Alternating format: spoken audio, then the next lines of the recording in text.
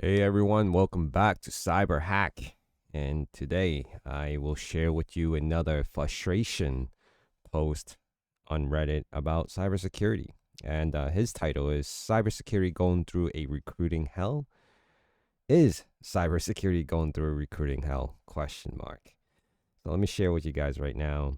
Um, right after my bachelor's, I started working as a SOC analyst for a while and decided to come to US to pursue a master's. During my master's, I interned at an infosec analyst for another company and then landed a part-time role as a security analyst in the uni.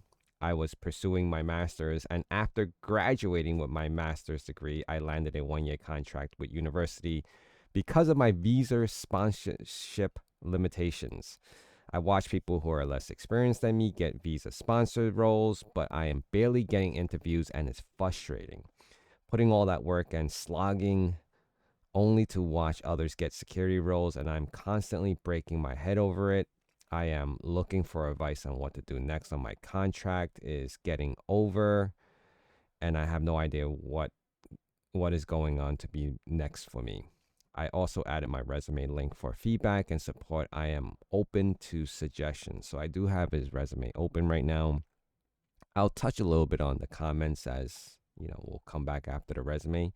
But I wanted to point out a few things as soon as I saw this resume, even though he blacked out, his personal information and the companies that he worked for. The first thing I noticed as um, a previous hiring manager for some of these roles, pen testing roles and defensive roles, as far as blue team is concerned, SOC roles.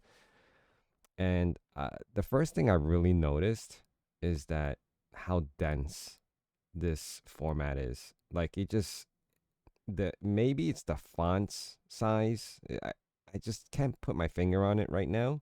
But as I'm looking through it, what really stands out to me is the skill sets, the section down here, if you guys are seeing that. And I noticed that he has a lot of, very reputable applications, software, products that would still be very, very relevant. Now, obviously, it is because he's, currently working or has some experience recently, very recent, and is illustrating that. But what I'm seeing, as far as this section, the work experience, he's telling a story. He's not really, in my opinion, not really pulling out what he's accomplished. And resumes are supposed to illustrate and show what you know, and I feel like it's supposed to really illustrate what you accomplished. Um, some of you may look at this and disagree in how I'm viewing this. So, but let's go really simplistic. First thing right here, information security analyst, and just read off the first bullet, right?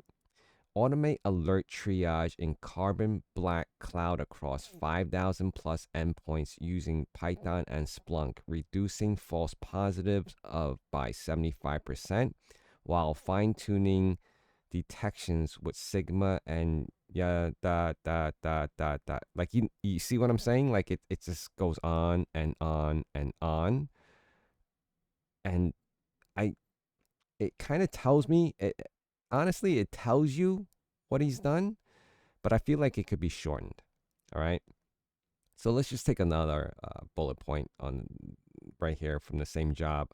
Deploy Pixlr 1, Pixlr. Is that how you say Plixer? Well, I don't even know what that is. To collect and visualize net flow from Cisco firewalls and network taps. Okay. Integrating with Snort ID and Splunk to build dashboards and alerts for DDoS and data exfiltration, increasing detection coverage by 40%. Like I get the idea where someone along the line has told him to put percentages of successful completion or percentage of, you know, to show numbers like what have you achieved. But I feel like even with that, it just goes on, right? It just the length of each of these bullets can probably be a little bit more. not as dense, but to illustrate a single sentence where it can probably illustrate that task that he performed or successfully performed and achieved this great, percentage in his metrics. Lot less words. And that's how I'm seeing it. And really, it's just my opinion where it just seems like it's just run on after run on.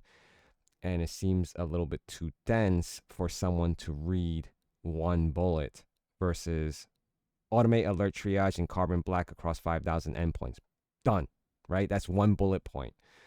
Deploy Pixar, Pelixer. I don't know. I wouldn't even use, because it's not such a, to me, even though I've never worked with that, I would probably done deploy virtualized NetFlow from Cisco Firewall and network taps, right? And then add taps with taps, a comma, snort IDS, comma, Splunk. Done, right? Let's go down to one of the previous years bullet point. Maintain DNS and DDoS protection for two domains using Cloudflare to ensure 100% uptime and configure. Like here it goes, right? It goes SPF, right?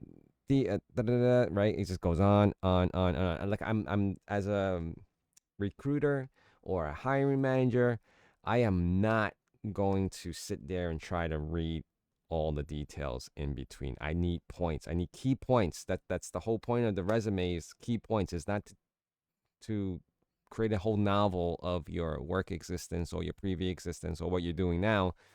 I need key points right to the point. And if I find interest in that, I will pull you in and start talking to you to ask you more about it. You're not leaving much to the imagination anymore. That's how I feel about this resume. So let's go over some of any uh, useful comments within this post from Reddit. Not recruiting hell, just there aren't enough jobs for amount of graduates being pumped out. True. I mean, it is a weird situation right now where the market is very saturated with a lot of newcomers from people who are selling courses to universities, you know, promoting cybersecurity like it was the best thing since sliced bread. And now it's like, there's just too many of you. So calm down, wait your turn, wait for someone to retire, this and that. All right. So let's go down a little further. You're 100% right. I see it work now. People are better moving into DevSecOps, less saturation. There's going to always be fields where it's brand new and there's going to be less saturation because your universities and other YouTubers haven't sold you a course yet in it. And once they do, it's probably that time to start moving on to something else because, you got plenty of other YouTubers telling you that you can still land cybersecurity jobs without a degree and not having any experience and all the other nonsense that they spew out constantly and consistently because these guys are like clockwork. I still see them and I'm not even gonna I gave up on that nonsense. If you follow it and you actually feel like you have a chance because they're telling you that you have a chance, then you don't have a chance. I'm just putting that out there. Are there jobs out there? Yeah, of course there's jobs out there. Is there a opportunity for you to be able to land one of those jobs?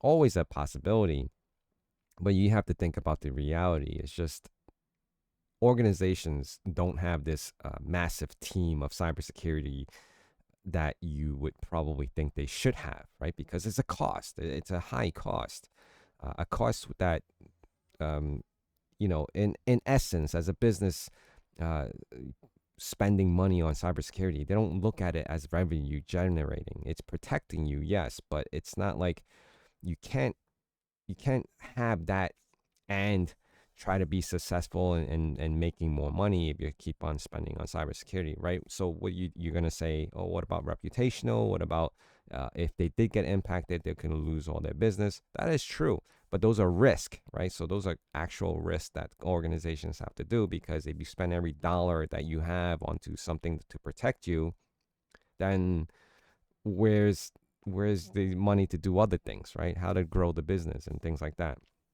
One example I wanted to share with you, and I just want to say is that I wasn't even sharing the comments. I want to share with you is that you sometimes you see actors and famous people have bodyguards. Yeah, they hire one or two bodyguards, or maybe they have a team of bodyguards. It really depends on how much money you're willing to spend to protect yourself, right? And if the more money you spend to protect you, you can have 20 bodyguards, but think about that cost, right? What is it that 20 bodyguards can do for you that maybe two uh, can also do, right? Because realistically, is it paranoia, or if organizations are really that paranoid about losing that much revenue and cost, and because of cybersecurity incidents or attacks, then yeah, they may hire more people. I've been in organizations where they have like 50 people in a cybersecurity team, and then I've been in organizations where they only have like 3 or 4 guys on a rotating shift, right? So let's keep on going right now. Unfortunately, many cybersecurity companies can't hire non-U.S. citizens due to nature of the federal contract. True and not true. They trust me, man. They have plenty of overseas people who come over for sponsorship visas to work in a lot of these state, federal, city agencies. I've seen it myself. So those do exist, right? So and it's tough right now, but experience as a SOC InfoSec analyst definitely helps your case, right? Your resume isn't bad, but definitely a bit word salad. Oh, yeah. So this person totally sees it. I would make your bullet points more concise and reframe your skill section to focus on the key competencies rather than listing everything you may have touched, listing Windows, Mac, da, da, da, da. That was exactly what I didn't even read these comments. This is my first time looking at this comment. It was more focused on I read this and I email myself. So how I normally do this is that once I go through Reddit and I find a topic, I would read the OP's you know, question or concern, or what they want to focus on, and then I don't even read the comments, to be honest, and I email it to myself for a discussion, and then I kind of get surprised as I'm reading the comments as I'm doing these videos. I'm like, oh yeah. So anyway, what that person just said as far as the comment is concerned, it's a word salad, and I said totally agree, because I am not reading all this as a hiring manager. This is like you blanked me out after the first where it should have stopped. Right after the cross the 5,000 endpoints is where I would have stopped. Then using Python and Splunk. Yeah, you know it. You great. You have it there, but it doesn't tell me. It tells me too much where I don't want to know too much right now. I just want to know key points. Have you worked with this? Are you familiar with this industry? Have you worked with these tools? Do you know these tools? Not to the point where you start telling me how to configure things on your resume. I do not need a white paper on how to configure and run, or set up these products to run efficiently, and what percentage, blah blah blah. It just this that's where it's throwing me off, and that's why I'm not reading deeper into it, because it just gets too dense, and that's where the denseness comes from. So, uh, definitely an opportunity to change this, because you have the experience. And I feel like once that changes, you will have the ability to probably get a little more attraction and attention to your resume. So, I just want to put that out there. So, guys, just wanted to share that with you. Yeah, people are struggling even with experience, minimal experience. You even have individuals like myself and other people I know that have years of experience are still not landing interviews, because the job market isn't there as much as it was 3 4 years ago, where everyone was looking for someone. And now the new development technology, as far as AI and all that, it's an unpredictable future right now. So organizations are kind of speculating, where should we put our money, right? Where does the budget go? And then of course the people are always every year complaining about budget. I know for a fact that a lot of agencies, government agencies and private sector, they're hiring, but their staff size has reduced ridiculously. So if you're watching, if you're still into cybersecurity, I spoke to yesterday, not even touching cybersecurity, a little older, in age, and from my accounting background, wanting to switch careers into cybersecurity and telling me, oh, yeah, I've been studying. I signed up for a master's degree in cybersecurity, and I started taking the CompTIA exams, Network Plus, A Plus, this and that. And I'm like, great, that's great. But don't expect much from it because you're competing with a lot of other people. And he understands that. But at the same time, he still has his current profession that he's kind of grown stale in and just wants to try something different, which I don't blame you, right? You don't want to sit there and say, hey, this is not getting anywhere anymore. It's getting boring and I want to try something different. It's like me moving away from cybersecurity or slash IT for the last 20 years and say, hey, I want to get into, doing, accounting work now, right? Like that'll be a whole new development, but then I'll be competing with these senior level people who have done accounting for years and years. Like no one's going to hire me. I know no one's going to hire me because I don't have that ability to convince them that I'm any better than someone that has 10 years experience in accounting. You know what I mean? So just wanted to share that with you guys. Hopefully this was entertaining for you. Things like this is, it's a conversation that we're always having to figure out what do we want to do in life. And this is one of them. It's really crucial that you understand that, not everything is going to always be in your favor, even though you have all this knowledge. So it is a tough circumstance right now. So just want to share that, and I thank you guys for being here. Please hit that like, comment, subscribe, and I'll see you guys again really soon. Take care.